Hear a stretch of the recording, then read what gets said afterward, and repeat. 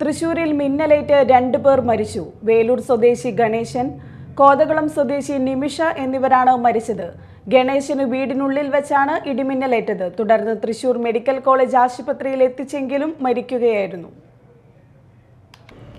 വലപ്പാട് കോതക്കുളത്ത് ഇടിമിന്നലേറ്റ് യുവതി മരിച്ചു. കോതക്കുളം വാഴൂർ ക്ഷേത്രത്തിനടുത്ത് വേളേക്കാട്ട് സുധീറിന്റെ ഭാര്യ നിമിഷയാണ് മരിച്ചത്.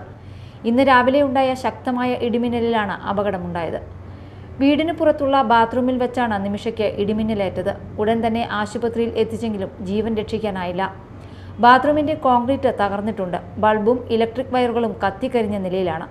മൃതദേഹം വലപ്പാട് ദയ ആശുപത്രിയിൽ സൂക്ഷിച്ചിരിക്കുകയാണ്.